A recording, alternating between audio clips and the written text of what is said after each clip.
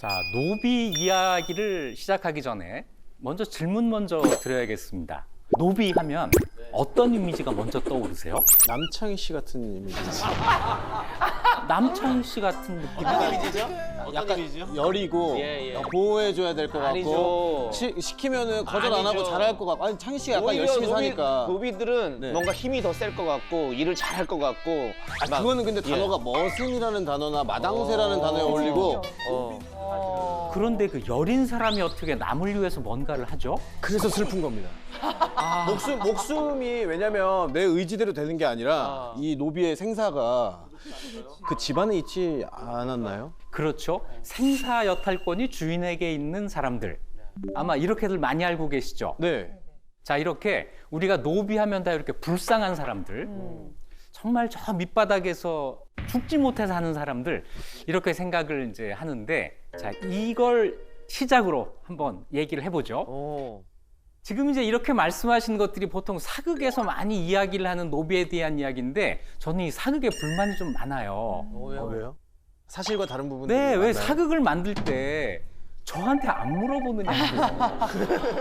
그러게. 보증을 안 해요. 그러다 보니까 노비하면 천편일률적으로 이렇게 그리는 거예요. 불쌍한 사람들, 매 죽도록 일만 하는 사람들, 맞아요. 물건처럼 사고 팔리는 사람들, 이런 사람들이 노비라고 생각을 하는데 그런 노비도 있지만 안 그런 노비도 많이 있다. 우리가 모르는 노비도 있다. 안 불쌍한 노비가 있습니까? 아, 노비는 다 불쌍한데 상대적으로 덜 불쌍한 노비가 있다 하는 거죠. 자, 노비는 우리말로 종이라고 해요. 종은 뭐지? 아, 노비하고 같은 말입니다.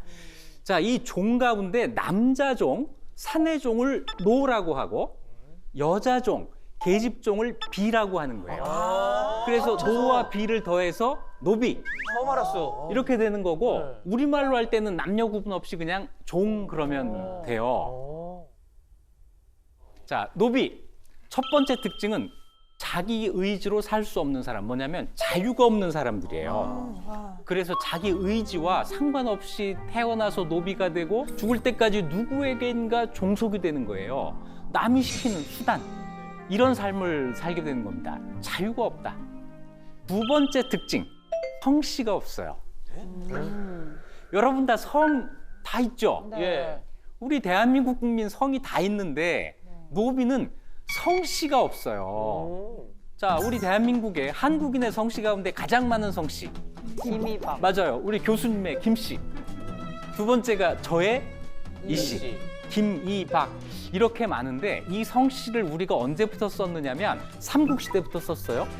오래됐죠? 네. 그런데 이때 우리 모두가 다 쓴 게 아니라 왕부터 써요. 진흥왕이 자기 명함을 만드는데 거기다가 김진흥 이게 시초예요. 진씨가 아니었네. 김진우. 그래서 김진흥이라고 하면서부터 왕이 성을 사용하기 시작합니다. 그러면서 저거 좋아 보이네 해가지고 사람들이 따라서 하는데 우리 같은 보통 사람들이 성을 쓰는 것은 훨씬 뒤의 일이에요. 조선시대 들어가서 천민은 빼고 양인까지가 모두 성을 씁니다. 그래서 이 사람들을 백성이라고 부르게 되는 거예요. 100가지 성을 쓰는 사람들. 그래서 백성이구나. 백성이란 말이 이제 조선에 나오게 되는 거죠. 그런데 다 쓰는데 그런데 노비는 성을 못 써요. 성이 끝까지 없는 겁니다. 사람 취급을 안 해서 그래. 요즘은 반려견도 많이 좋아져서 성도 지어주고 이름도 예쁘게 지어주지만 옛날에 반려견이랄 것도 없어요. 집에서 기르는 개한테는 누렁이, 바둑이, 네, 바둑이 진돌이. 네, 옛날 동물 이름 짓듯이 노비 이름을 진 거예요. 그래서 드라마 보면 야 마당새야, 야 돌쇠야 이렇게 이제 주인이 부르는 이런 장면이 많이 나오는데 실제로 옛날에 이런 이름이 많이 있었기 때문에 그래요. 그런데요, 만일에 내가 노비가 10명이다. 10명인데 전부 돌쇠, 마당새 5명씩 둘 수가 없잖아요. 당연하죠. 많은 사람은 200명, 300명이 있었단 말이에요, 노비가. 그러면 이름이 200개, 300개가 있어야 되잖아요. 돌쇠, 마당새로는 감당할 수 없는 노비가 많이 있었다. 네. 자, 그러면 이름을 지어줘야 되는 거죠. 자, 노비 이름 한번 지어볼까요? 우리 어쩌다 노비 한번 해볼까요? 어쩌다 노비. 네, 어쩌다 노비. 여기 걸리면 노비 되는 거야. 너무 긴장된다. 자, 저는요, 여러분이 보시기에도 이렇게 평소에 쓸고 닦는 거 열심히 하게 생기지 않았어요? 열심히 생활할 것 같아요. 네, 주인이 저한테 이름을 지어줬는데요. 빗자리. 막 빛난다고 빗자리가 아니고요. 네. 빗자루의 경상도 말이 빗자리죠. 아. 그래서 이 빗질 잘한다고 또는 잘 하라고 열심히 하라고. 자 이제 제가 이 정도 했으니까 제가 이제 막 자유롭게 얘기해도 되는 거죠. 자 우리 모두 노비가 됩시다. 교수님. 가끔은요. 요즘은 그러면 안 돼요. 요즘 그러면 안 되는데 옛날에는 이거 많이 했습니다. 그 사람의 외모를 보고 맞아. 교수님처럼 다른 사람보다 어디가 좀 이렇게 크고 그러면 옛날에는 큰 놈이 귀엽다. 근데 큰 놈이 괜찮은데요? 어떻게 큰 불만 없으시죠? 아, 네. 이해가 된다는 게 더 슬픕니다. 저는 뭐 자 이렇게 짓기도 하고요. 현희 씨는 옛날 주인이 곱단이라고 지었을 것 같아요. 아이고 그건 양의 이름 아닙니까? 근데 그거는 모르는 거야. 네, 제 맘대로예요. 제 맘이에요. 네. 윤정 씨는 생일이 2월이에요? 네. 2월이. 어울려. 맞죠? 네. 뭐 기분 안 나쁘다. 2월이. 큰 놈이도 있는데. 이렇게 노예 이름 귀하게 짓지 않아요. 근데 이게 다 실제로 있는 이름들이에요. 옛날 노비 문서에 다 나오는 말들입니다. 아, 재성 씨. 재성 씨를 먼저 한다 그러면 제게 좀 더 큰 게 웃음이 터질 것 같은데. 그러니까 마지막에 있는 왜요? 사람이 지금 뒤집어 쓰는 거 아니에요? 네, 그것도 제 맘입니다. 재성 씨. 개구리. 눈이 개구리예요. 부리부리해서. 부리부리해. 개구리. 저 좀 약간 개구리야 좀 이상. 거기서 지금 부리부리에 꽂히셨죠? 그럼 개구리는 선생님 뭔 뜻입니까? 네, 기대를 좀 저버리는 것 같지만 개구리는 개구리가 무슨 뜻 없죠? 원래 우리말에 개불알이라는 말입니다. 개불알이라는 말입니다. 아니, 맞아 이거? 맞네, 그거야. 날 진짜 그렇지 않아요? 방송에서 이런 단어를 처음 들어봤습니다. 아니 이런 게 있어서 제가 갖고 온 거예요. 제가 만든 말이 아니에요. 내가 왜 그거랑 닮았어요? 네, 개구리 씨 네. 불만 있으면 저한테. 네. 좋은 귀여운 그래도 귀여운 네, 뜻인 줄 이럴 알았는데 땐 빨리 넘어가는 게 더 좋아요. 이게 넘어가지겠습니까, 네, 선생님? 빨리 넘어. 오늘 잠 못 자겠네.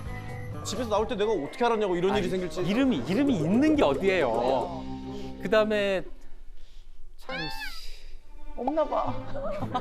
옛날에 야. 없지 않겠지. 이름을 짓다가 주인이 어휘력이 딸리게 되면 그냥 서불이 어때? 그냥 봐. 거시기야 그렇게 불러. 웬일이야.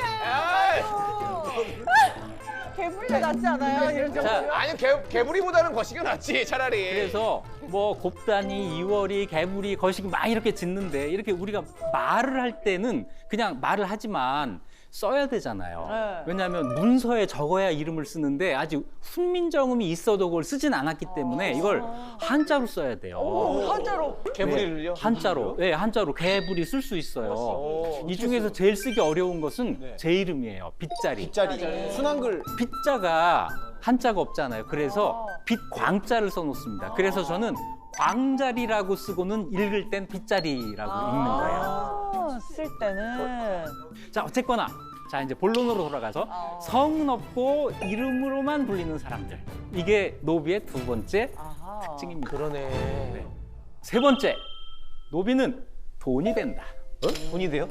자, 아주 미천하고 막 그랬을 것 같은데 노비는 귀한 존재예요. 노비 때문에 조선의 정치가 한번 발칵 뒤집힌 적도 있습니다. 이거 굉장히 큰 사건이 있었는데 다른 왕도 아니고 세종 때 이런 일이 있었어요. 세종 시대면 고려에서 멀지 않아요. 이게 고려 말부터 시작된 두 왕조에 걸친 이야기입니다. 고려 말에 고려 우왕 때 김월룡이라는 사람이 살고 있었습니다. 이 사람이 장사하는 사람이었어요. 장사를 어디 가서 했냐면 함경도 함흥에 가서 장사를 했어요. 가서 김생이라고 하는 사람의 집에 묵으면서 장사를 하는데 친해졌겠죠. 친구가 됐을 텐데 그 친구의 호의를 배신을 한 겁니다. 역사 속엔 그런 게 다 있다고 말씀드렸잖아요. 욕심을 드러내요. 아, 이 친구가 재산이 많으네. 또 식구가 많으네. 그 식구, 여기에 꽂힌 거예요. 이 사람들을 전부 내 노비로 만들 수 없을까? 이런 아주 엉뚱한 생각을 한 거예요. 그런 상황이 되면은 어떻게 해보시겠어요? 그 집안을 막 망하게 만들어가지고 막. 돈을 줘서 내가 원하는 일을 시켜요. 그러면 선생님 노비가 되는 방법이 있습니까? 어떨 때 노비가 됩니까? 어떨 때 노비? 아, 좋은 네, 질문. 왜냐면 저걸 알아야지 이용할 거 아니에요. 네. 그 부모가 노비면 네. 노비가 돼요. 그러면 거기 집에 부모님 2명만 노비로 만들면 밑에 사람들은 다 노비가 되니까 그 둘을 공략하는 방법인데. 정말로 그렇게 해요. 이 김월룡이 김생의 큰아들을 만나서 가만히 살펴보다가 갑자기 이런 말을 하는 거예요. 너 옛날에 우리 집에서 도망간 노비 중에 허송이라는 애가 있는데 걔하고 닮았어. 너 그 허송이의 아들 아니냐? 어머, 어머, 오, 가스라이팅. 말은 그렇게 했지만 한번 생각해 보세요. 이게 말이나 됩니까? 말도 안 되는 얘기로 시작을 했는데 이것이 자꾸 막 불고 불어가지고 정말 그렇게 돼요. 오, 돼요? 네, 이걸 하기 위해서 김월룡이 개경의 실력자에게 뇌물을 줍니다. 그 개경의 실력자가 누구냐면 임견미라는 사람인데 이 사람은 고려사에도 나오는 아주 유명한 악당이에요. 이 사람한테 뇌물을 주고 이 집안의 호적을 바꿔버린 거예요. 너무 무섭다. 와. 그래서 자기에게 호의를 베풀었던 그 친구의 가족들을 전부 노비로 만드는데 성공해요. 진짜 못된 사람. 아, 이게 정말 엄청난 불법이죠. 그런데 고려 말이라서 그게 됐고 사실은 고려가 이런 게 됐기 때문에 망한 거예요. 그런데 고려도 만만한 나라가 아니어서 이 사람들의 죄를 막 조사를 했더니 이게 다 터져 나온 거예요. 그래서 원상복귀. 이래서 김생의 후손들이 양인으로 돌아간 상태에서 고려가 망했어요. 그리고 이제 세월이 흘러서 30년 후 이제 그 아들이 등장합니다. 아들 이름은 김도련이에요. 김도련이라는 사람이 가만히 생각해 보니까 옛날 아버지가 잠깐 가졌다가 빼앗긴 그 노비들 이게 자꾸 눈에 어른거린단 말이에요. 이거 어떻게 내 걸로 다시 못 만들까 해가지고 뭘 빼앗겨. 옛날 고려가 나라가 잘못해서 우리 집 노비를 부당하게 국가에서 빼앗아 갔다. 이거 우리에게 돌려주시오라고 하는 소송을 제기합니다. 어머, 어머. 그때도 재판이 있어요. 소송을 진행하면서 여기에 힘을 줄 옛날 임견미 같은 사람을 찾았는데 찾아져요. 권력은 많고 옳지 않은 사람. 이런 사람 늘 있어요. 조말생이라는 사람을 찾아냅니다. 조말생을 찾아내서 이 사람한테 뇌물을 주고 옛날 그 노비들을 되찾겠다고 나선 거예요. 조사해봤더니 자손이 번성을 해가지고 무려 426명이나 됐던 거예요. 이 426명을 내가 다시 찾아야겠다 해가지고 시작을 합니다. 그런데 재판에서 이겼어요. 어떻게 이겼어요, 그거를? 조말생의 힘이죠. 그래서 이 사람들이 김도련의 노비가 됩니다. 말도 안 너무 돼. 억울해, 너무. 그런데 정의는 죽지 않죠. 그렇지. 세종이 즉위하신 거예요. 네. 세종이 즉위하니까 그렇게 억지로 억울하게 노비가 다시 된 사람이 이번에 다시 재판을 걸어요. 우리가 억울하게 김도련의 노비가 됐으니 우리를 풀어주세요 해가지고 소송을 제기하니까 세종이 노발대발합니다. 가만둘 수 없다. 그래서 다 조사해라. 요즘 말로 하면 특검을 실시해요. 했더니 서로 오간 노비가 엄청났던 거예요. 그래서 그 표로 한번 정리를 해봤습니다. 당시 김도련에게 뇌물을 받은 사람들 명단, 뇌물의 액수 이런 것들이 쫙 나오게 되는 건데요. 네. 자, 중요한 건 뇌물의 단위가 저게 뭔데 뇌물 단위가 구라고 돼 있을까요? 사람의 시체 살 때 한국 그거? 입입니다. 입이 입. 자, 노비를 셀 때는요, 한 명, 두 명 이렇게 안 세요. 명은 이름이잖아요. 구로 셉니다. 한 사람한테 전부 입은 하나. 아, 말하는 입이 아니고 먹는 입이에요. 그래서 이걸 세보니까 모두 17명의 관리들에게 181구의 노비를 뇌물로 써서 부당하게 김도련이 이 노비를 차지하도록 도왔다고 하는 사실이 밝혀집니다. 노비. 이런 셈이죠. 티아라 노래 같네요. 노비로비로비요. 라임이 죽이네요. 그렇죠. 근데 항구가 얼마인지 저희가 알 수 있을까요? 아. 지금 현재 돈으로. 놀라운 질문입니다. 노비의 가격. 네. 이게요. 요즘 가격하고는 환산이 안 돼요. 그때 전부 뭐 포 몇 필, 쌀 뭐 몇 석 이렇게 되는데 요즘 포값, 쌀값하고는 이제 비교가 되지 않아서 이것저것 따져봐서 대체로 노비 한 구당 한 1,000만 원 정도라고 봐요. 1,000만 원 정도. 총 181구면 와, 거의 200억이네. 그런데 거기서 그치는 게 아니에요. 이 노비들이 계속 자손을- 자식을 낳을 거기 네. 때문에 대대로 계속 불어나는 재산이 이렇게 생기는 겁니다. 노비라고 하는 것은 옛날부터 큰 재산이고 이것 때문에 사람들이 이렇게 뇌물을 주고받기도 하고 불법을 저지르기도 하고 이렇게 했다는 거죠. 이제 그 얘기를 지금부터 할게요. 이집트에 노예가 있고 그리스 로마에도 노예가 있고 미국에 흑인 노예가 있고 네. 노예라고 하잖아요. 우리는 노예라고 안 하고 노비라고 하잖아요. 네. 이 두 개가 같기도 하고 다르기도 한데 그리스 로마의 그 노예, 아마 이집트의 노예도 그랬을 거라고 보는데 아무런 권리, 법적인 권리가 없어요. 그냥 물건입니다. 살아있는 도구, 아무것도 아닌 것. 하지만 우리 노비는 좀 달라요. 세종실록에 이런 말이 나와요. 노비는 비록 천한 사람들이지만 역시 하늘이 낸 백성이라는 거예요. 하늘이 낸 백성. 그러니까 내가 임금으로서 보호를 해줘야 된다고 한 이런 생각을 하는 겁니다. 그래서 노비가 범죄가 있을 때 그 주인이 함부로 죽이면 안 된다라고 하는 이런 법이 이미 세종 때 있었던 거예요. 세종이 범죄를 저지른 노비를 주인이 함부로 죽이지 못하게 해라. 노비의 생사여탈권이 주인에게 있지 않았다. 법으로 보호가 됐다. 좀 놀라운 사실이죠. 네, 인권이 생겼네요. 네, 지금까지는 막 노비는 주인이 마음대로 해도 된다고 생각하셨죠. 네. 이것이 그리스, 로마, 이집트의 노예와 결정적으로 다른 점이에요. 법이 보호해준다는 건 진짜 생각도 못해. 자, 더 놀라운 사실을 제가 하나 알려드리죠. 조선 초에 네. 이런 사건이 있었어요. 이숙번이라고 하는 아주 공신이 있어요. 대단한 권세가였는데 이 이숙번이 15살짜리 자기의 비, 그 이름이 소비라는 그 여자 종인데 이 소비를 겁탈하려고 시도하다가 그만 이 소비한테 이마에 칼을 맞는 사건이 벌어집니다. 아니 종이 감히 이런 생각하셨죠? 아니에요. 소비는 당당하게 싫어요. 주인 이마에 칼을 그냥 꽂아버렸어요. 다행히 이숙번이 죽지 않았습니다. 죽었으면 이제 큰일 날 뻔했는데 안 죽었어요.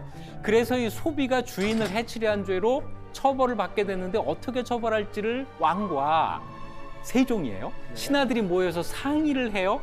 묻습니다. 이거 어떻게 처벌을 할까? 그랬더니 신하들이 뜻밖에도 네. 용서할 수 있겠습니다.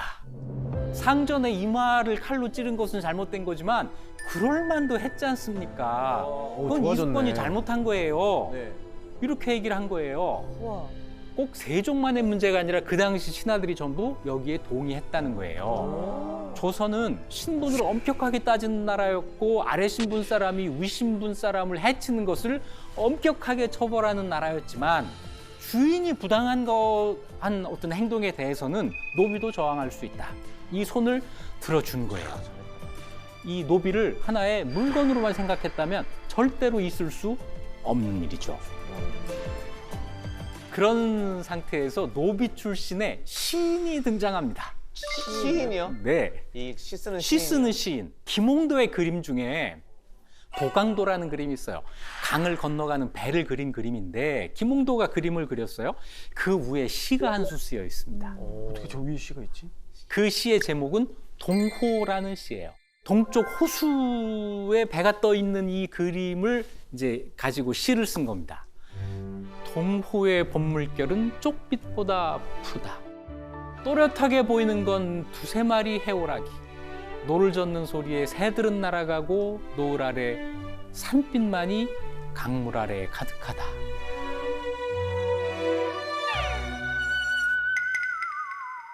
자, 이해가 안 되시죠? 네. 자, 봐요. 어려운 시죠. 네. 이렇게 어려운 시를 노비가 썼습니다.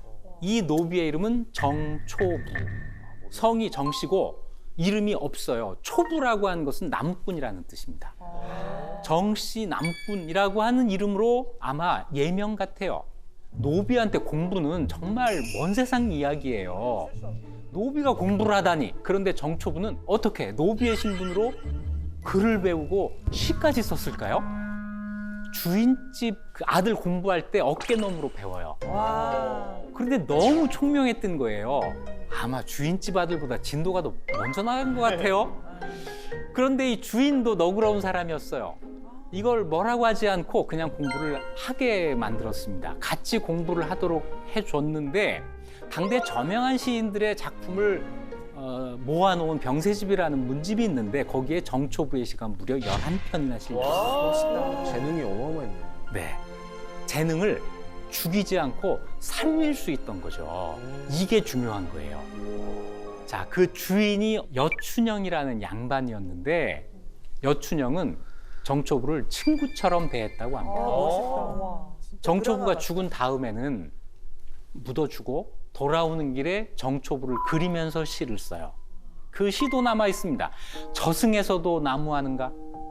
아, 저승에서도 노비인가? 낙엽은 빗물가에 쏟아진다. 사만 땅에 명문가 많으니, 사만 땅은 우리나라예요. 명문가가 많으니 내세에는 그런 집에 나시오. 와, 오, 슬프다. 친구 같죠? 거의 이렇게 친구처럼 지낸 이런 노비가 있었어요. 자, 이렇게 태어날 때는 어쩔 수 없이 천민 노비로 태어났지만 주인을 잘 만나서 자기의 능력을 인정받고 사람들로부터 인정받은 그런 노비도 있었다는 거죠. 자, 그런데 말이에요. 우리는 지금 노비를 어떻게 그리고 있죠? 불쌍하고, 쫓기고, 불쌍하고. 왜 이렇게 됐을까요? 저는요, 아주 근본적으로 이런 게 있다고 생각해요. 우리 대한민국 국민들이 전부 내 조상은 노비가 아니야. 내 조상은 무조건 양반이야. 양반이죠. 이렇게 생각하기 때문에 어떤 사극에서 노비가 나오면 아주 이방인 취급을 하는 거예요. 그럼 그냥 막 그려요. 만일에 어느 누가 우리 몇 대조 할아버지는 노비였어요 이런다면 노비를 그렇게만 그리면 막 항의하고 그랬을 거 아니에요? 근데 우리 전부 다 양반의 후손이라고만 생각하고 노비에 대해서는 도무지 애정을 갖고 있지를 않아요. 근데 진짜 언젠가 한 번은 좀 지저분하지만 한번 짚고 넘어가야 될 것 같긴 합니다. 옛날에 듣긴 들었거든요. 우리나라 전체 인구 중에 80%가 다 노비 출신이라고. 그 20%만 그것도 왕족이나 양반이었지. 거의 대다수가 노비 문서 그 주고 산 걸 알고 노비도 아니고 양반도 아닌 그냥 일반 백성은 다 어디로 갔을까요? 잠깐 달나라에 갔다가 백성도 있나? 양인 신분이 더 많아야 되니까 우리 역사에서요 노비가 가장 많았던 인구 이 구성에서 가장 많았던 때가 17세기 정도. 그때 전체 인구의 30%가 되지 않았을까 해요. 30%. 자, 80%보다는 적지만 네. 생각보다 좀 많죠. 이 30%의 후손들은 어디로 갔을까? 자, 그리고 집에 다 족보를 갖고 있잖아요. 족보는 양반의 증거예요. 진짜일까? 아무도 의심하지 않아요. 솔직히 다 아시죠? 이 다 진짜는 아니야. 이건 아세요. 그런데 내 거는 진짜야. 우리 집은 아닐 거야 이렇게 생각하지. 가슴에 손을 얹고 한번 생각해 보세요.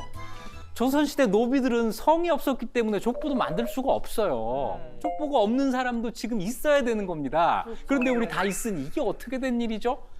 근데 쌤 제가 봤을 때 네. 지금 여기 와 계신 분들 중에서 자기 집안의 족보를 실제로 보신 분이 계실까요? 자기 집에 있죠. 족보 보신 분 계십니까? 황대상 씨 족보 없으시죠? 황대상 씨! 현자들! 개구리 씨! 나만 개불이야!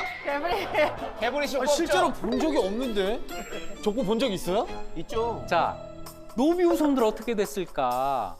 못 봤더라도 있다고는 다 생각하고 있잖아요. 네. 자, 우리의 조상일 수도 있다. 난 아니겠지. 자, 애정을 가지고 난 아니겠지. 노비 공부를 한번 해보시죠. 노비는요, 그냥 다 똑같은 게 아니에요. 누가 소유하느냐에 따라서 두 가지로 나뉩니다. 국가에서 소유한 공노비가 있고 개인이 소유한 사노비가 있어요. 공노비는 관청 같은 데에서 일하는 사람이고요. 이 사람은 관청에서 먹고 자고 하지 않을 테니까 네. 자기 집이 있어요. 아. 출퇴근을 해요. 와. 출퇴근하는 노비. 놀랍죠? 네. 당연히 출퇴근을 해야 됩니다. 우와. 장영실. 오. 노비였잖아요. 이 사람 공노비였어요. 공노비였는데 재능을 인정받아서 명나라 유학까지 갔다 오고 세종한테 발탁이 되어가지고 자경루 이런 거 만들었잖아요. 그리고 천민 신분에서 벗어나서 관직까지 가는 이런 아주 입지전적인 공노비가 있습니다. 지금 말로 하면은 공무원이죠. 와. 좀 더 재밌는 얘기로 가볼까요? 춘향전. 춘향전 어때요? 춘향의 신분은 뭐죠? 그 공기녀. 그걸 관기녀. 관기라고 해요. 관기녀. 관청에 소속된 기녀인데 이 관기의 신분은 관노 공노비예요. 공노비였던 춘향이와 양반집 아들이었던 이몽룡 사이의 러브스토리가 춘향전이고 특히 이 두 사람의 사랑은 신분의 벽을 극복한 미담 이렇게 되는 거잖아요. 그런데 제가 아주 이 춘향전을 재미없게 만들어 드리죠. 자, 변학도가 춘향이한테 수청을 들라고 요구했다가 싫어요. 그래서 화가 나가지고 춘향이를 막 못 살게 굴었다가 나중에 벌을 받는 이런 스토리잖아요. 네. 변학도를 위해서 변명을 좀 해야 되겠습니다. 어. 변학도가 도대체 뭘 잘못했어요? 상대방이 싫어하는데도 억지로 사랑을 강요한 죄.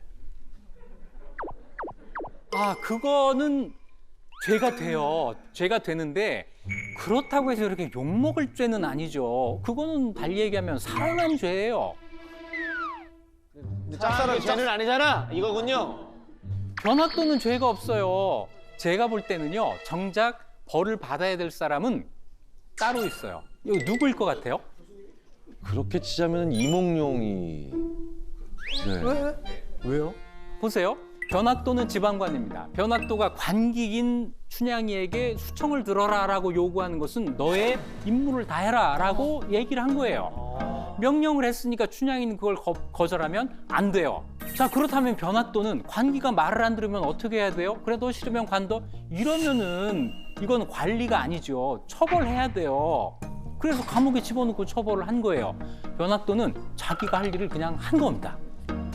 그러네요. 그 당시 법으로 보면은 따지고 보면 그런 거예요. 그러면 누가 잘못한 거죠? 이몽룡이에요. 왜? 사랑한 죄. 사랑하면 안 되는 사람을 사랑한 죄. 이몽룡은 자기가 지방관도 아니잖아요. 아버지가 지방관이지. 근데 아빠 찬스를 써서 관기한테 손을 댄 거예요. 관기는 관의 소유물이에요. 안 됩니다. 그렇다면 100번 양보해서 사랑인 죄가 없으니 이몽룡이 그럼 어떻게 했어야 되냐? 이몽룡을 한번 좀 구해봅시다. 이몽룡이 이렇게 했어야 돼요. 남원을 떠날 때 아버지한테 사실을 고하고 제가 이 여인 없으면 못 살겠습니다. 그래서 아버지한테 돈을 받아다가 관청에 납부하고 춘향이를 관기의 그 장부에서 지우고 그리고 데리고 갔어야 되는 거예요. 그래서 결혼을 하게 되면 첩이 돼요. 관기이기 때문에.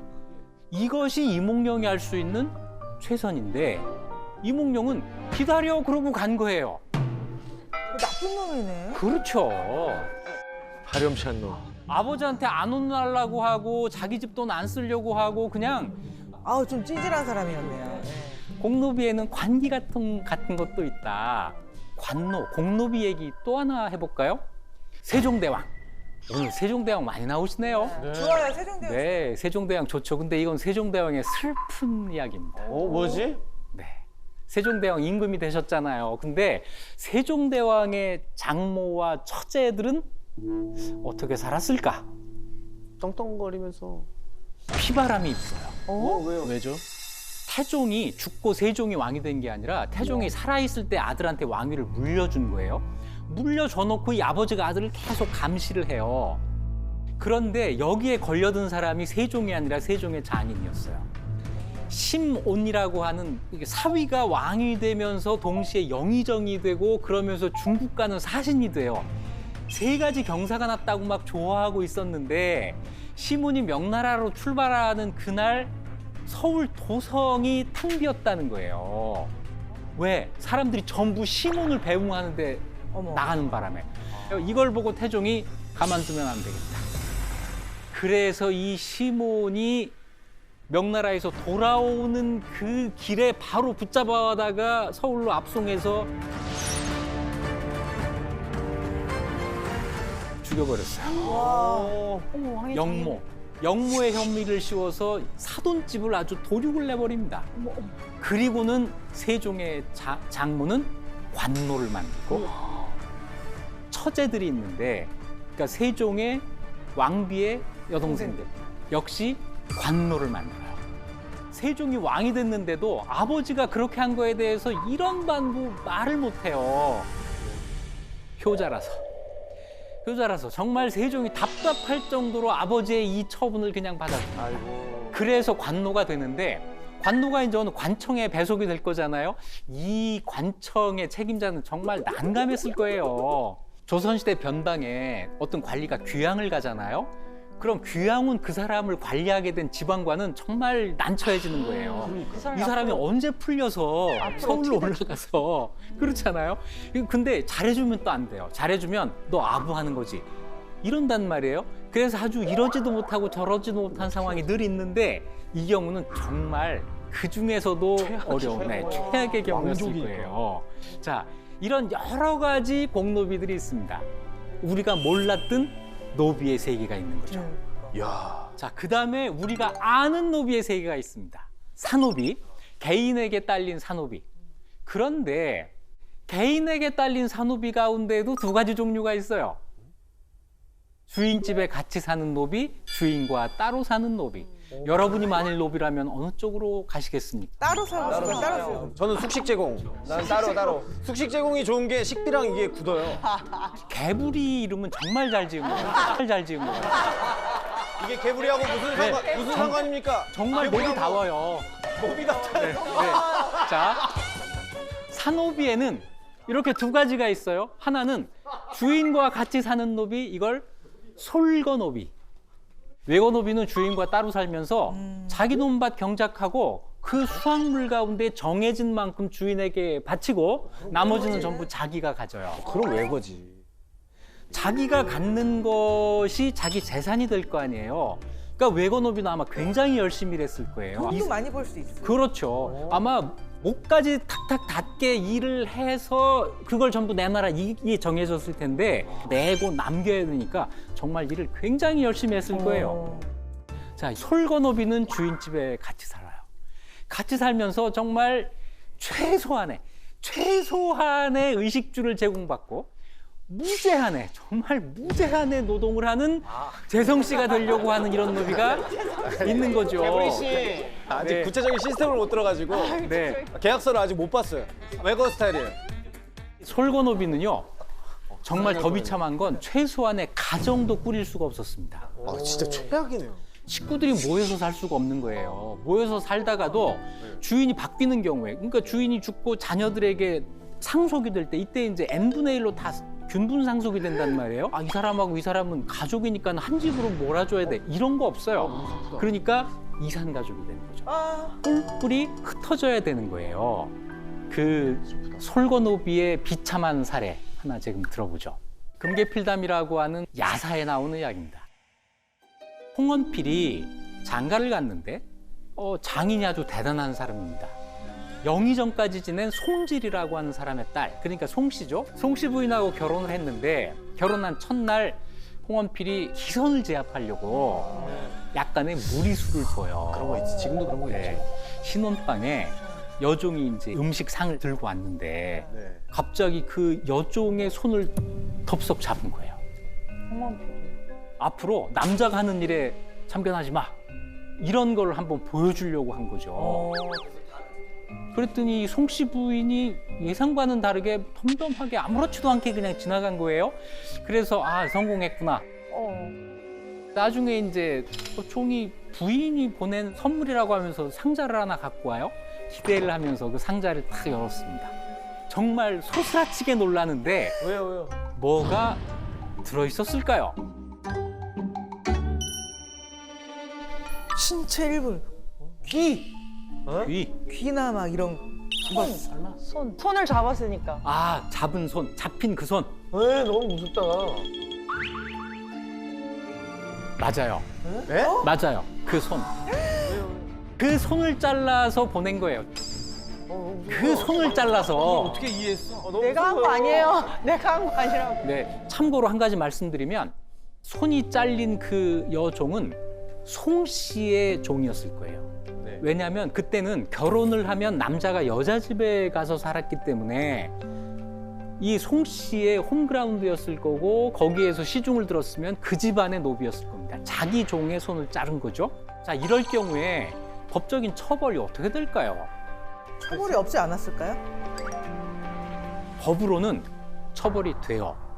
그런데 노비 입장에서 한번 생각해 보세요. 주인이 내 손을 잘랐어요. 어떻게 할까요? 관청에 고발할까요? 과연 고발할 수 있을까요? 자, 법은 멀리 있고 주인의 힘은 가까이에 있습니다. 이것 때문에 산노비들은 억울한 일을 당해도 하소연하지 못하고 주인의 갑질을 그냥 받아낼 수밖에 없었던 거죠. 자, 그런데 여기에서 교수님의 전공을 한번 살리셔야겠어요. 이 송 씨의 심리 이거 어떻게 분석하세요? 어떤 행위를 맥락적으로 이해를 해야 되잖아요. 사람을 도구처럼 대하는 건 사이코패스적인 거의 특징은 맞는데 도구를 도구처럼 쓰면 그건 사이코패스는 아니거든요. 그러니까 그 사회가 노비를 얼마나 도구적으로 이해했느냐를 파악해야만 그 정도가 이해가 될 것 같아요. 맞아요. 노비는 이렇게 주인의 처분에 맡길 수밖에 없는 그런 처지였다. 특히 산노비 가운데 솔고노비들은 그랬다고 하는 것이죠. 외거노비는 이거하고 많이 달라요. 외거노비는요, 자기 재산을 갖는 게 가능하다고 말씀드렸죠. 네. 재산 중에는 노비도 포함됩니다. 노비가 노비를 가질 수 있는 거예요? 그렇죠. 전전세 같은 거 아니에요? 전전세. 노노비네 노노비. 노노미. 그러니까 이게 심각한 거예요. 개구리가 거시기에 노비가 될 수도 있다는 얘기니까 아주 심각한 하지만 문제예요. 거시기도 개불이의 노비가 될 수 있다는 거 잊어서는 맞습니다, 안 됩니다. 맞습니다. 네, 두 가지 다 돼요. 아, 외거노비가 어떤 일을 했는지 조선 초의 사건 하나, 네. 태종 때 일입니다. 1404년 이 연도가 중요한데요. 네. 태종 때 있었던 성범죄 사건입니다. 한양에 판사벼슬을 한 이자지라고 하는 사람이 살고 있었습니다. 이분이 일찍 돌아가셨어요. 딸 셋을 두고 돌아가셨습니다. 그런데 그 부인도 따라서 세상을 떠났어요. 딸 셋이 고아가 됐죠. 아이고. 그 세 딸 중에 마지가 내은이라고 했는데 내은이가 16살이고 미혼이었습니다. 네. 과천에서 농사를 짓고 있던 외거노비가 실구지라는 이름이에요. 네. 이 실구지가 찾아와서 제안을 해요. 아가씨, 우리가 살고 있는 과천으로 네. 내려가서 같이 사시지요. 이러는 겁니다. 그랬더니 내은이가 단호하게 거절을 합니다. 내가 왜 너네 집에 가느냐? 그러니까. 여자의 도리는 안방문을 안 나서는 거야. 게다가 나는 3년상을 치르고 있잖아. 그래서 거절을 했더니 실구지가 물러서질 않아요. 만일 안 가시면 농사 안 짓고 도망가 버릴 거예요. 그러는 거예요. 근데 이 상황이 이랬던 것 같아요. 이 내은이의 호구, 먹는 식량이 오직 거기에서만 올 수 있었던 것 같아요. 그래서 고민하던 내은이가 동생들을 데리고 과천으로 내려갑니다. 내려간 바로 그날 실구지 처남에게 겁탈을 당해요. 자, 이런 사건이 벌어졌습니다. 이러면 대개는 여성이 입을 막아요. 아, 이게 내 팔짱가 보다 이러는데 내은이는 안 그랬습니다. 그 다음 날로 그냥 관청에 가서 고발을 해버려요. 노비가 주인집 딸을 겁탈한 사건. 이게 그 당시에는 엄청난 와, 있을 수 사건입니다. 없는 일인데. 어디까지 보고가 되냐면 왕한테까지 보고가 돼요. 태종까지 이 사실을 알아가지고 대신들하고 이걸 논의를 하는데 태종의 결정은 뭐냐면 능지처참. 능지처참은 뭐냐면 살갗을 조금씩 잘라서 천천히 죽이는 사형입니다. 그냥 쉽게 죽이지 않는 조선의 가장 극형으로 이걸 다스려요. 실구지는 왜 이런 일을 벌였을까요? 얻을 수 있는 이익이 과연 무엇일까요? 노비의 식구를 좀 불리려고. 아니면 이뻐서 그랬을 수도 있지. 내은이랑 결혼을 하면 그 내은이 집에서 데리고 있던 전체 노비가 다 이 집의 노비가 되는 거 아니에요? 내은이를 자기 집안 사람으로 만든다. 이거잖아요. 네, 처남과 목표가- 결혼한다고 하는 네, 거는. 네. 내은이는 양반집 여성이기 때문에 아마 발설하지 않고 그냥 받아들일 거다. 그러면은 처남의 부인이 될 거고, 네. 그러면 넓게 봐서 우리 집안 사람이 되는 거야. 이렇게 되면 아마 내은이가 갖고 있던 노비, 토지 이런 게 내 것이 될 것이다. 이런 생각을 했겠죠. 네. 그런데 여기서 더 중요한 게 있어요. 처남과 내은이 사이에서 앞으로 아이가 태어날 때 이 아이들이 어떻게 될 거냐는 건데 1404년이라는 연도가 중요하다 그랬죠.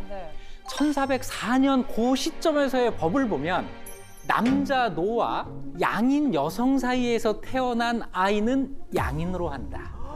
신분 상승이 되는 거야. 그래. 요 법이 아주 한시적으로 아주 길게 보면은 양인과 천민이 결혼해서 낳은 아이는 무조건 천민이야. 그래서 이걸 일천 즉천.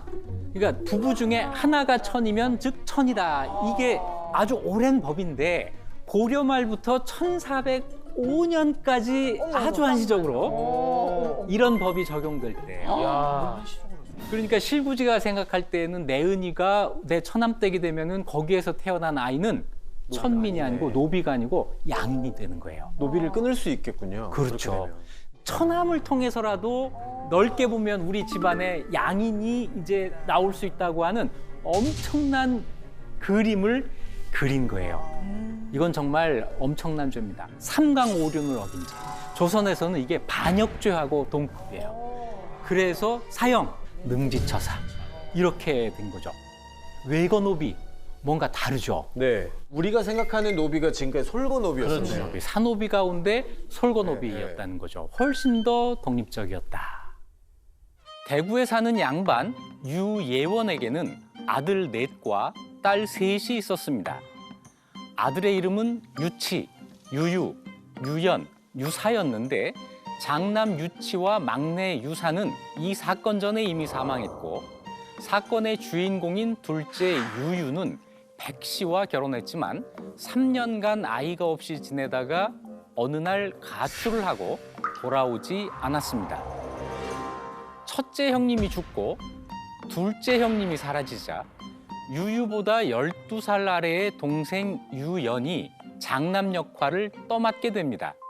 유유가 집을 나가고 4년 뒤에 유연의 매형인 이재가 유연에게 편지를 보내 해주에 최은규라는 사람이 살고 있는데 아무래도 집 나간 내 형 유유인 것 같다는 소식을 전합니다.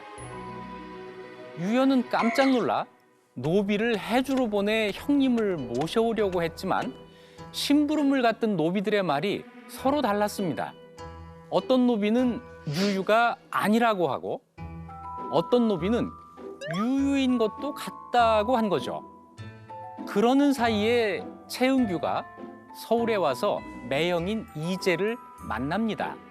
이재는 최은규가 유유가 맞다고 판단하고 다시 유연에게 형을 데려가라고 하는데요. 결국 유연이 직접 서울에 와서 최은규와 함께 대구로 내려갔는데 가는 도중에 아무래도 형이 아니라고 판단하고 그를 대구 관아에 넘기고 사기 혐의로 고소를 합니다. 그런데 대구부에서 조사를 받던 최은규가 도망을 갔고 사건은 최은규가 가짜 행세를 해서 재산을 가로채려다가 실패한 사기 미수 사건으로 끝나는가 했습니다. 그때 유유의 아내 백 씨가 시동생인 유연을 고소하고 나서면서 사건이 커집니다. 동생이 장남의 지위와 재산을 가로챌 목적으로 형을 살해했다는 것이었죠. 결국 사건은 서울 의금부로 올라갔고 거기서 유연은 고문을 견디다 못해 자신이 형을 죽였다고 자백을 하고 맙니다. 그렇게 해서 유연은 사형을 당하고 사건은 형제간의 재산을 노린 살인사건으로 종결되었습니다.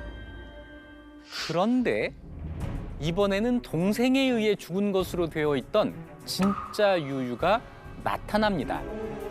사건에 대한 재조사가 이루어졌고 그동안 숨어 지내던 채윤규도 체포되어 서울로 압송되는데 중간에 그만 자살해버립니다.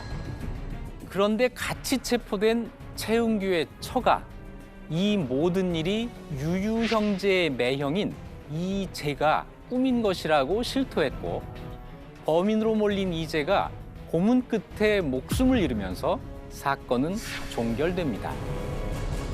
오늘 이야기는 조선왕조실록에도 기록되어 있습니다.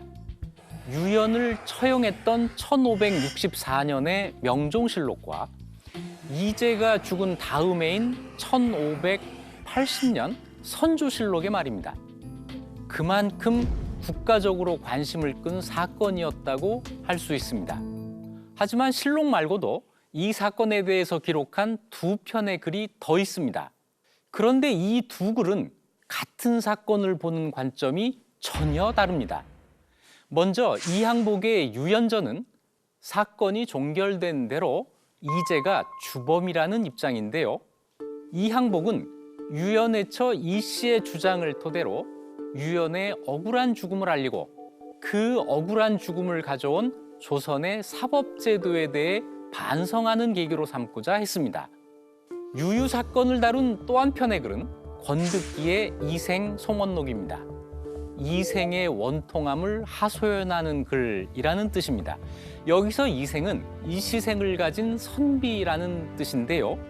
이재의 아들들이 아버지의 억울함을 밝히려고 백방으로 노력하다가 권득기라는 선비에게 부탁해서 지은 것인데요. 유연의 죽음이 억울한 것은 맞지만 이재가 기획한 것은 절대로 아니라는 시각에서 쓰인 글입니다. 저자인 강명관 교수는 상반된 두 기록을 능수능란하게 대조해 가면서 사건을 재구성하고 있습니다만 기본적으로 이재를 변호한 이생 송원록의 주장을 받아들이는 입장에 섭니다. 이재가 주범이 아니라는 거죠. 저자는 유유의 부인 백씨에게 주목합니다. 그래서 책 이름이 가짜 남편 만들기 1564년 백씨 부인의 생존 전략인 거죠. 범인이 책 제목에 이미 밝혀져 스포일러가 되고 있는 셈입니다. 그런데도 재밌습니다. 이재는 1564년 초사에서 이렇게 말했다. 애초 신이 유유를 찾아간 것이 아니고 유유가 신의 집에 온 것인데 생김새가 이미 변하여 처음에는 알아보지 못했습니다. 앉아서 오랫동안 이야기를 하는데 한 집안의 일을 물어보면 메아리처럼 답하는 것이 마치 부절을 맞춘 듯 하였습니다. 언어와 행동 거지가 과연 유유인 것을 의심할 바가 없었습니다. 여러 자료에 따르면 유유는 본래 여자같이 곱게 생겼고 목소리도 가는 편이었는데 몇 년 후에 자신이 유유라고 밝힌 채은규는 수염도 무성하고 얼굴도 크고 심지어는 키도 더 컸다고 합니다. 외모가 전혀 달랐던 것이죠.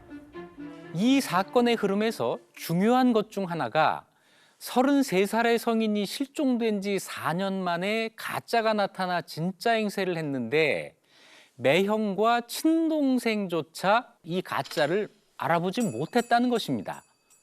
이 대목이 이 사건의 큰 허점이기도 하지만 사정을 알게 되면 어느 정도 납득이 되기도 합니다. 자신이 진짜 유유라고 말하는 채은규는 유씨 집안의 일들을 속속들이 알고 있었거든요. 죽은 형의 노비 건이에게 너는 건이가 아니냐? 형수님은 안녕하시냐? 형님의 발인 때 상여가 뒤집힌 일이 있었지? 라고 하거나 노비 허이손에게 내가 처가의 계집종 옥대와 정분이 있었지? 라고 말하거나 또 친구 서시응이 벽을 사이에 두고 내가 누군지 알겠나? 하자 내 친구 서아무개가 아닌가? 지장사에서 주역을 읽다가 눈을 가지고 시를 지은 일을 어찌 있겠는가 이런 이야기를 한 겁니다. 어떤가요? 과거의 일들을 이 정도 속속들이 기억하고 있는 사람을 단번에 가짜라고 말할 수 있었을까요? 최응규는 대체 누구이기에 유유의 주변인들 사정을 그리도 잘 알고 있었을까요? 송계말록은 최응규의 신원에 대해 이렇게 말하고 있다. 최응규라는 사람이 있었는데 경사년의 관속이었다.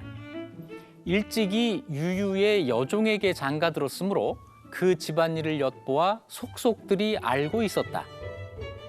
최응규도 역시 집을 나가 우연히 다른 지방에서 유유를 만나 침식을 함께 했기에 유유의 마음을 일일이 기억하여 털끝만한 일도 모르는 것이 없었다. 저자는 최응규가 유씨 집안의 여종의 남편이었고 우연히 함경도에서 가출한 유유를 만나 사정을 듣고는 그가 다시 고향으로 돌아갈 수 없는 처지임을 간파하고는 대담하게 그럼 내가 그 행세를 해서 재산을 받아볼까? 라는 생각을 하고 사기를 계획했던 것이라고 추측합니다. 하지만 저자는 그것만으로는 이 정도 대담한 계획을 세우기에 부족했을 것으로 보고 유씨 집안에 조력자가 있었을 것으로 추정합니다. 이 문제는 잠시 뒤로 미루고 이 사건의 또 다른 주연, 유유의 동생인 유연에게 눈길을 돌려보겠습니다. 매형 이재의 권유로 서울에 와서 형을 만난 유연. 그는 이 사람이 자기 형인지 좀처럼 판단할 수가 없었고 갈팡질팡합니다. 외모는 영 아닌데 하는 말은 영락없는 형이었기 때문이죠. 결국 형 또는 형이라고 주장하는 사람과 함께 대구로 내려갑니다. 열흘 동안 동행하며 최응규가 가짜라는 확신을 얻은 유연은 마침내 최응규를 관청에 고발합니다. 대구부에서는 유유를 알만한 같은 마을 사람들과 친척들을 불러 모아놓고 진짜인지 가짜인지를 판정하고자 했는데 어떤 이는 진짜라고 하고 어떤 이는 가짜라고 해서 진위 여부를 가리기가 힘들었습니다.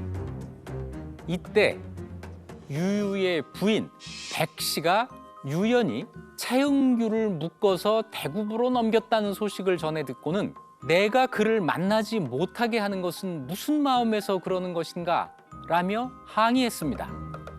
유연이 대구집에 도착하자 백 씨와의 갈등이 시작되었다. 유연은 형수님이 이놈을 보고자 하신다면 길 가는 사람을 죄다 끌고 올 수도 있습니다 라고 말했다. 최응규가 가짜라는 것을 절대 확신한다는 것이었다. 이에 백 씨는 어찌 차마 이런 말을 하시는 겁니까?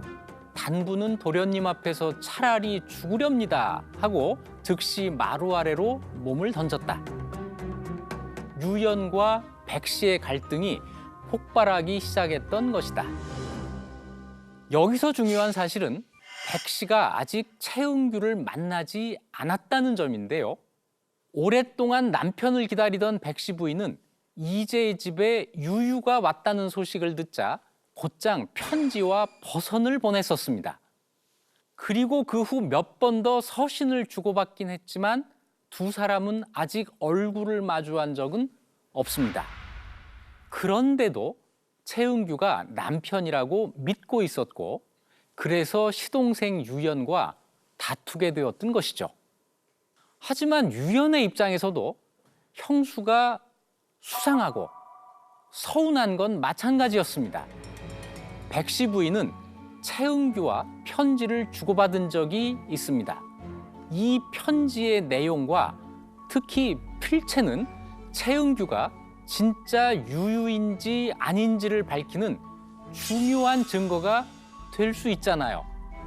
하지만 백 씨 부인은 시동생 유연에게 형의 편지를 잃어버렸다면서 보여주지 않았습니다. 게다가 더 기막힌 일이 일어납니다. 대구부에서 조사받던 최은규가 자신이 유유라고 주장하면서 누구도 반박할 수 없는 결정적인 증거를 내놓았기 때문입니다. 다음은 최은규의 말이다. 만약 내 말이 진실이 아니라면 마땅히 은밀한 일을 증거로 대겠다. 혼인날 밤 아내에게 월사가 있어 단의 밖으로 피가 배어 나왔고 또 왼쪽 다리 깊은 곳에 콩알만한 검은 점이 있다. 이 두 가지가 실로 분명한 증거가 될 것이다. 백 씨에게 물어보라. 첫날 밤의 일은 오직 부부만이 알 수 있는 이야기였습니다. 최은규가 유유와 백 씨 사이에 첫날 밤 있었던 일을 증거로 제출했고 그것을 백 씨가 확인해 준 것은 분명한 사실입니다. 국가의 공식 기록인 명종실록에도 백 씨에게 물어보았더니 유유의 말과 꼭 맞았다라는 똑같은 내용이 실려 있거든요. 그렇다면 최은규는 백 씨 부인과 유유의 첫날 밤 일을 어떻게 알았을까요? 함경도에서 만난 유유가 최은규에게 이런 이야기까지 했을까요? 가능성은 단 한 가지다. 최은규가 첫날 밤 이야기를 자신 있게 증거로 제출했던 것은 그리고 백 씨가 그 증거가 진실이라고 확인해 주었던 것은 두 사람 사이에 공모가 있었음을 의미하는 것이다.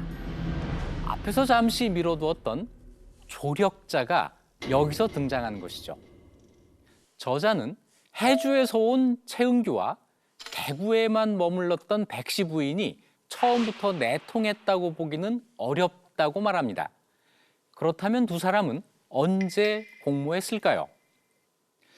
최은규가 대구로 내려오기 전 유 씨 집안에서 최은규의 진위 여부를 가리기 위해 사람을 보내는 동안 백 씨와 최은규가 서신을 3차례 교환한 적이 있는데 아마도 이때가 아닌가 싶습니다.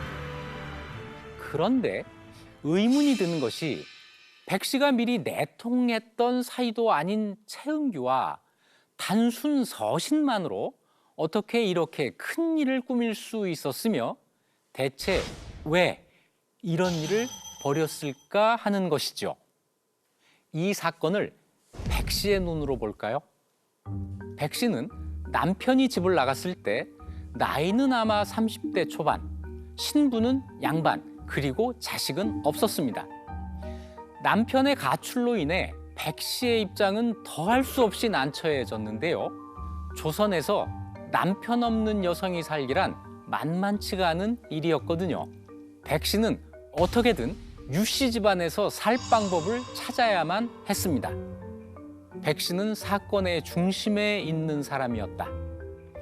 최은규가 진짜 유유로 받아들여질 경우 가장 큰 이익을 보는 사람은 백 씨였다.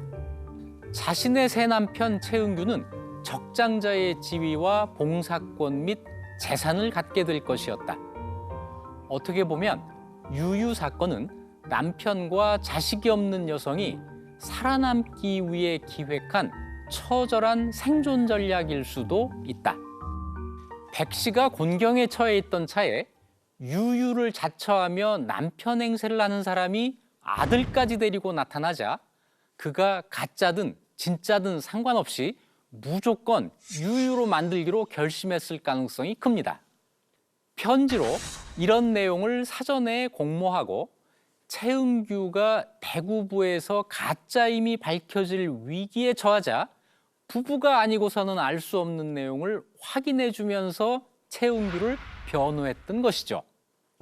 최은규와 백 씨 중 누가 먼저 사기극을 제안했는지는 분명하지 않지만 백 씨에게는 그것을 제안할 충분한 동기가 있었고 최은규 역시 성공하기만 하면 어엿한 양반으로 신분을 상승시킬 수 있었을 테니 두 사람의 이해관계가 맞아떨어졌던 것입니다.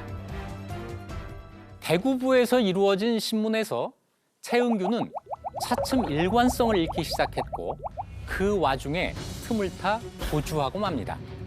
진짜임을 주장하던 최은규가 도망가자 사기 사건은 이대로 종결되는 듯 했습니다. 하지만 사건은 이제부터 전혀 엉뚱한 방향으로 전개되기 시작합니다. 뜻밖에도 백 씨가 시동생 유연을 유유의 살해범으로 고소한 것입니다. 초췌한 모습으로 상복을 입고 밤낮 울며 불량한 아우가 재물을 탐해서 진짜를 가리켜 가짜라 하면서 형을 관에 가두었고 뇌물을 써서 형을 죽이고 흔적을 없앴다고 하소연합니다. 최은규가 사기꾼인 것, 곧 가짜 유유라는 것이 확정된다면 헤어날 수 없는 곤경에 빠질 사람이 있었다. 백 씨가 바로 그 사람이었다. 백 씨의 문제는 심각했다. 최은규와의 간통 혹은 공모 과정에 대해 추궁당할 경우 어떻게 대답해야 할 것인가? 그것을 털어놓는다는 것은 치명적 불명예일 뿐만 아니라 가혹한 법적 처벌, 교형이 따르는 문제였다. 최은규는 반드시 유유여야만 했다. 이 사건이 형제간 살인 사건으로 비화되어 임금의 귀에까지 들어가면서 문제가 달라집니다. 이 사건을 임금께 아랜 사람은 대사관 박계현이었는데 대사관은 사헌부, 사관원, 홍문관 등 조선시대 3사 중 하나인 사관원의 최고관직이고 정치적으로도 대단히 중요한 자리입니다. 동생이 고의로 형을 죽인 것은 일륜을 범한 죄, 즉 삼강오륜, 삼강오상을 범한 강상죄에 해당했고 강상죄는 의금부에서 다루게 되어 있었습니다. 그래서 이 사건은 대구에서 서울로 이송이 됩니다. 유연은 의금부로 압송됐고 삼성교좌로 조사를 받게 됩니다. 삼성교좌란 세 기관이 한 곳에 모여 죄인을 추국하는 것인데요. 정승의 책임 아래 사헌부, 사관원이 죄인을 조사하게 되어 있었습니다. 이렇게 높은 관리들이 한자리에 모여 죄를 추궁하는 자리였던 만큼 어찌 보면 대단히 위험이 있는 자리지만 어찌 보면 아주 살벌한 자리였겠죠. 유연 사건의 경우 의금부에서 사건의 진상을 파악하기에는 정보가 너무도 부족했습니다. 유유의 시신이 발견된 것도 아니고 살인에 대한 기본적인 조사도 제대로 이루어지지 않았습니다. 최은규가 진짜 유유인지 아닌지를 증언할 사람도 대구에서보다 많지 않았습니다. 오직 한 가지 더 있는 것이 있었다면 형을 죽인 동생의 범죄를 밝혀서 일벌백계로 엄하게 다스려야 한다는 고위 관리들의 의지, 그 의지뿐이었다고나 할까요? 삼성교자 추국이 사건에 실제 접근할 수 있는 확실한 방법이 있었다. 자백을 확보하는 것이었다. 조선의 형법은 혐의자의 자백을 확보하는 것을 사건의 최종 해결 단계로 삼았다. 만약 죄인이 자백하지 않으면 형신할 수 있었다. 고문을 수단으로 범죄 사실을 인정하는 자백을 요구한 것은 합법이었다. 고문을 통해 얻은 자백을 조선의 형법은 진실로 판단했다. 때문에 자백할 때까지 모진 고문이 가해졌을 것이라고 추측되는데요. 유연은 고문을 견디지 못하고 자신이 형을 죽였다고 자백합니다. 그러면서 처형을 1년만 유예하고 최은규와 자기 형을 찾아봐 달라고 하소연을 했습니다. 하지만 유연은 자백과 거의 동시에 처형되고 맙니다. 강상죄에 대한 형량은 사형이었고 유연은 사형 중에서도 교형이나 참형보다 더 잔혹한 능지처사로 처형이 되었습니다. 능지처사란 반역자와 폐륜아에게 가해지는 조선형법상 가장 잔혹한 형벌이었습니다. 본래 중국에서는 여러 차례 칼질을 해서 신체를 여러 조각으로 잘라내 죽이는 형벌이었는데 조선에서는 그렇게까지는 하지 않고 팔다리를 소에 묶어 잡아당기기 해서 죽이는 거열형으로 대신합니다. 유연이 사형을 당했을 때 그의 나이 불과 27이었다. 그는 사형을 당해야 할 이유가 털끝만큼도 없는 사람이었다. 사기꾼 최은규가 백씨와 공모해버린 우스꽝스러운 사기극이 엉뚱하게도 죄 없는 젊은 청년을 죽음으로 몰아넣었던 것이다. 사형장에서 자신의 목을 벨 칼을 앞에 둔 유연의 심정은 어떠하였을까?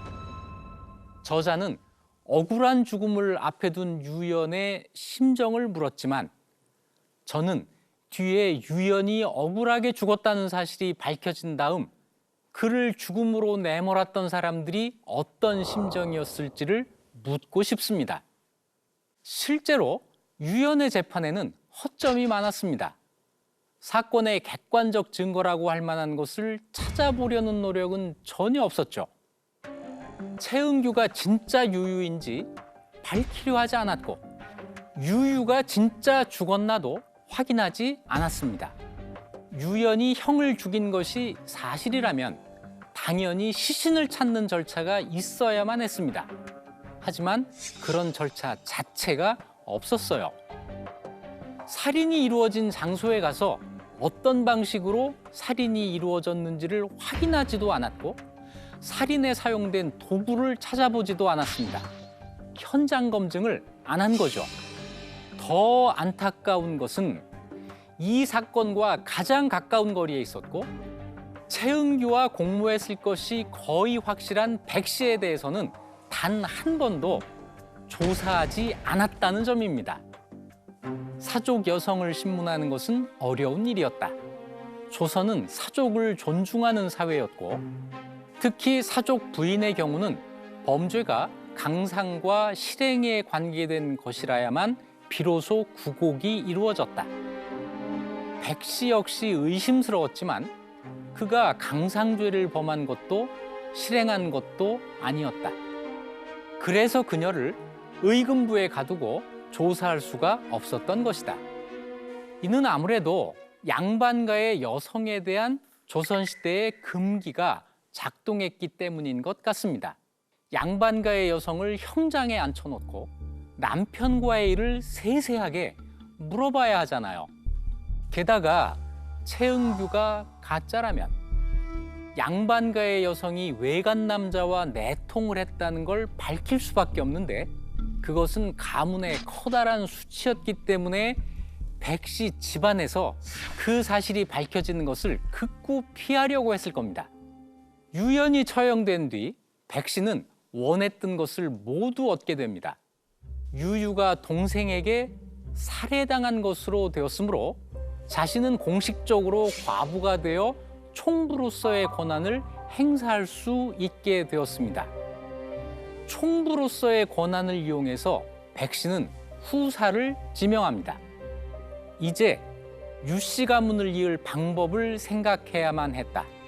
최은규가 서울 이재의 집에 나타났을 때 데리고 왔던 아들 최경백을 양자로 입적하는 것이었다. 최경백은 첩외소생이기는 하지만 분명히 유유의 핏줄을 이은 아들, 곧 유유의 서자였다. 백씨는 최은규가 데려온 그의 아들 경백을 양자로 드립니다. 그렇게 하면 경백이 유유의 재산을 상속받을 수 있게 되는 것이죠.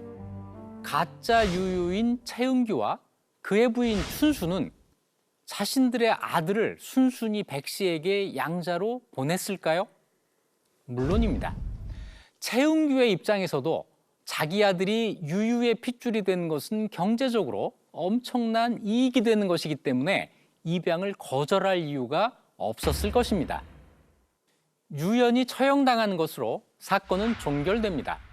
그러나 그로부터 15년 뒤인 1579년에 놀랍게도 진짜 유유가 살아서 나타납니다. 선조실록에 의하면 윤국형은 1560년 그의 장인을 따라 평안도 순안현에 갔을 때 천유용이라는 사람을 만난다. 천유용은 미친 척하면서 여러 곳을 드나들며 남의 집 아이들을 가르치고 있었는데 행동거지로 보아 정말 미친 사람 같지는 않았다.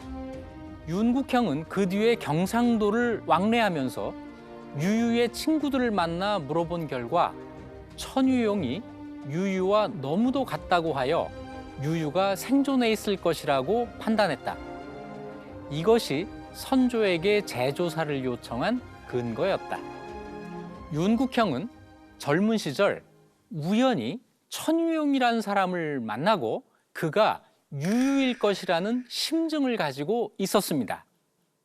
그 뒤 과거에 급제하고 승진을 거듭해서 국왕을 직접 만날 수 있게 되자 선조에게 재조사를 요청했던 것입니다. 선조가 허락하자 즉시 천유용, 즉 유유를 지명수배했고 마침내 찾는 데 성공합니다.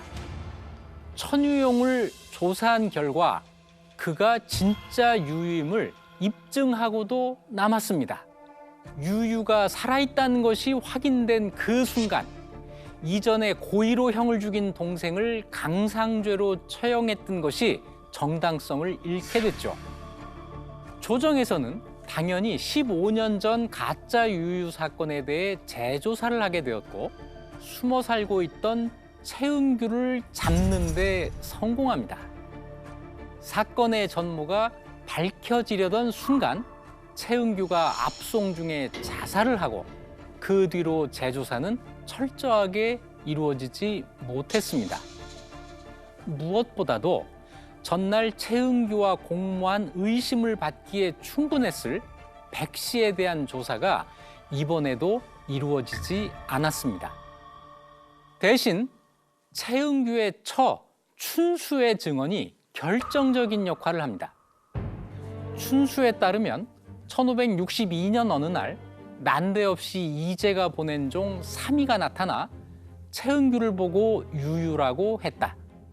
이재가 의도적으로 삼이를 보내어 최은규가 유유인지 알아보게 한 결과 삼이가 최은규는 유유라고 확인했다는 것이다. 유유가 집을 나가고 4년 뒤에 처음으로 유유의 존재를 알린 사람이 바로 이재였습니다. 이재는 유유와 유연의 매형이었는데요. 춘수는 이재가 처가의 재산을 차지하기 위해서 최은규와 공모했고 최은규에게 유유와 유씨 집안에 대한 온갖 정보를 제공했다고 말합니다. 이를 근거로 이재에 대한 조사가 시작되고 이번에도 고문이 행해집니다. 이재는 춘수가 씌운 혐의를 인정하지 않았고 고문 끝에 옥중에서 죽었다. 하지만 춘수의 초사에 의거해 이재는 유연 집안의 재산을 빼앗기 위해 최은규를 교사하고 결과적으로 유연을 죽음으로 몰아넣은 악인이 되었다. 춘수가 이재를 가짜 유유 사건의 배우로 지목하자 이재는 이를 끝까지 인정하지 않고 고문을 받다가 죽고 맙니다. 이재를 범인으로 지목한 춘수 역시 교형으로 사형에 처해졌습니다. 결국 가짜 유유 사건은 이재가 모든 죄를 뒤집어쓴 채 종결되고 맙니다. 그렇다면 이재가 정말 범인이었을까요? 범인이라면 범행의 동기가 무엇이었을까요? 춘수의 증언에 의하면 유씨 집안의 사위였던 이재가 처가의 재산을 차지하기 위해 벌인 일이었습니다. 그런데 우리 상식에 따르면 조선시대에는 아버지의 재산이 적자 가운데 장남, 즉 적장자에게 단독으로 상속이 됩니다. 유예원의 재산은 뜻밖에도 죽은 장남, 유치의 양자에게 상속이 됩니다. 그런데 유치는 이 사건에 이름도 등장하지 않고 유치가 양자를 들였는지조차 나오지 않습니다. 즉, 조선시대에 적장자에게 단독 상속했다는 우리의 상식이 잘못된 것이죠. 그럼 조선시대의 재산 상속은 어떻게 이루어졌을까요? 사위인 이제가 처가의 재산을 차지하기 위해서 가짜 처남을 내세우기도 하고 처남을 죽이기도 했다는 이런 주장의 이면에는 그렇게 하면 처가의 재산이 사위에게 상속되는 것이 가능했다는 전제가 깔려 있습니다. 과연 그랬을까요? 이것을 이해하기 위해서는 고려시대 이래의 오랜 관행이던 자녀 균분 상속에 대해서 알아야 합니다. 조선시대에 아들과 딸은 결혼 당시 부모로부터 토지와 노비를 나누어 받았고 부모의 노년이나 사후에 형제 자매들이 전체 재산을 공평하게 나누어 상속받았습니다. 자녀 균분 상속이란 말 그대로 자와 녀가 균등하게 나누어 상속받았다는 것이죠. 조선의 최고 법전인 경국대전에서도 첩의 자식인 설은 차별했지만 정처소생 자녀의 균분 상속은 보장했습니다. 이 균분 상속은 고려 시대부터 이어진 오랜 상속 관행이었습니다. 실은 유예원의 재산은 이 사건 전에 이미 7남매에게 균분 상속된 상태였습니다. 여기서 사위인 이제도 유산 상속에서 아들들과 똑같은 권리를 가지고 있었기 때문에 재산을 둘러싼 싸움에 참전할 수가 있었던 것이죠. 그런데 정말 춘수의 말대로 이제가 가짜 유유를 내세우거나 유연을 죽임으로써 얻는 이득이 있었을까요? 첫째, 만약 이제의 의도대로 최은규가 진짜 유유로 받아들여졌다고 가정할 경우 그는 전체 재산의 7분의 1에 해당하는 유유의 재산에 대해서만 소유권을 행사할 수 있을 뿐입니다. 유유 역시 이미 상속된 다른 형제들의 재산을 자기 마음대로 옮길 수 없기 때문이죠. 따라서 가짜 유유를 통해서 이제가 얻는 이득은 거의 없거나 매우 적습니다. 둘째, 이제가 차지하고자 했던 유연 집안의 재산을 이제의 사망한 부인 유 씨가 친정에서 상속받은 재산으로 한정해서 볼 수도 있는데 그럴 경우 이 재산은 유 씨의 친정으로 돌려보내질 가능성이 있었고 이것을 막기 위해 이제가 일을 벌였다는 논리로 이어집니다. 하지만 이 역시 유유가 다시 돌아오는 것과 아무런 관련이 없습니다. 또 이제와 유 씨 사이에서 태어난 아들이 있었기 때문에 유 씨의 재산은 친정으로 돌아가지 않고 그 아들이 상속받게 되어 있었습니다. 이제가 유연의 재산 혹은 처가의 재산을 탈취하는 것은 불가능한 일이었다. 유유가 누이가 사망한 지 21년이 지나서 재혼한 자영에게 뜬금없이 자신이 소유한 토지의 절반을 떼어준다는 것은 사회 관습상 있을 수 없는 행위다. 뿐만 아니라 유유에게는 처 백씨가 있고 동생 유연이 있다. 이제가 재산을 탈취하기 위해 유유 사건을 기획했다는 주장은 성립하지 않는다. 춘수의 증언을 그대로 믿을 것인가, 믿지 않을 것인가를 두고 유연전과 이생 송원록의 입장이 크게 갈라집니다. 저자는 춘수의 증언이 날조된 것이라고 확신합니다. 그리고 그것을 증명하기 위해 많은 지면을 할애해서 어찌 보면 이 책에서 가장 심혈을 기울여 논증하고 있습니다. 이제의 기획이 아니라 백씨의 생존 전략이라는 것이죠. 그렇다면 가출을 함으로써 이 모든 사단의 원인을 제공한 유유는 어떻게 됐을까요? 되살아온 유유는 자기 때문에 일어난 일을 전혀 모르고 있었고 동생이 억울하게 죽은 사실도 몰랐다고 합니다. 혼자 편안했던 거죠. 다만 아버지 유예원의 상에 달려오지 않았다는 이유로 평안도 용강으로 귀양을 갔고 귀양살이 후 고향 대구로 돌아가 2년 뒤에 죽었습니다. 그렇다면 이 모든 비극의 시작이었던 유유. 그는 대체 왜 가출했던 것일까요? 앞서 유유가 과도한 여성성을 갖고 있었음을 언급한 바 있는데 아마도 그것이 원인이었을 것이다. 저자는 유유가 과도한 여성성을 가진 남자이면서도 여자인 사람, 곧 제3의 성에 해당했고 그것이 아버지와의 갈등의 원인이 되어 가출로 이어졌다고 추론했습니다. 그러한 존재를 용납하지 못했던 조선 사회에서 그것을 광역, 즉 미쳐서 제정신을 잃었다고 표현하게 되었다는 것이죠. 그리고 더 나아가서 저자는 백 씨를 조사하지 않고 백 씨에 대한 언급을 기피한 이유 역시 가부장제 하에서 남성의 성적 무능력을 덮으려는 의도가 있었던 것으로 짐작하고 있습니다. 즉 남편이 성행위가 불가능한 불구자이자 괴물이라는 사실이 아내의 입에서 흘러나오는 것을 남성 사족들은 회피하고 싶었을 것이다 라는 것이죠. 일리 있는 추론이지만 저는 이 대목에서는 조금 신중할 필요가 있다고 생각합니다. 아직은 가능성일 뿐 당시 기록으로부터 직접 확인할 수 없기 때문이죠. 추론을 바탕으로 또 한 번 추론하는 것은 위험할 때가 있습니다. 그래서 역사학은 때로는 모르는 것은 모르는 채로 남겨야 하기도 합니다.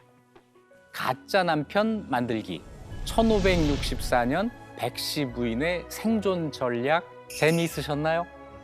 좀 더 풍부한 독서를 위해서 이 책도 함께 보시기를 권합니다. 역사학자 권내연 교수의 유유의 귀향입니다. 오늘 살핀 이 책이 유유 사건을 안에서 본 것이라면 권내연 교수의 책은 몇 걸음 떨어져서 좀 더 객관적으로 설명하고 있습니다. 끝으로 저는 이 책에서 그다지 중요하게 다루지 않은 대사관 박계현에게 주목하고 싶습니다. 우선 그는 이 사건의 관련자들과 아무런 관계가 없었습니다.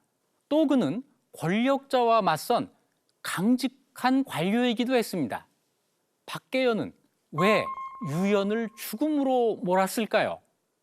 사건의 진실과는 무관하게 동생이 형을 죽였다는 사실 자체에 주목했던 것입니다.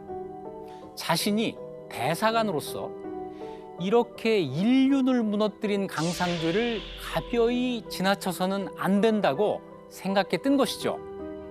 이런 사명감이 사건의 실체에 접근하기 어렵게 한 것은 아니었을까요? 그래서 과도한 윤리의식과 도덕 정치를 해야 된다는 과도한 신념이 오히려 객관적인 사실을 밝히고자 하는 이성을 마비시켰던 것은 아닐까요? 이것이 16세기 후반 매끈한 조선 사회의 구체적 삶의 모습이었다. 이 책의 마지막 문장입니다. 저자가 최종적으로 하고 싶었던 이야기라고 할 수 있죠. 하지만 이 사건은 매끈한 사회의 이면에 존재한 것이 아니라 오히려 매끈한 사회였기 때문에 일어난 것이라고 생각할 수도 있습니다.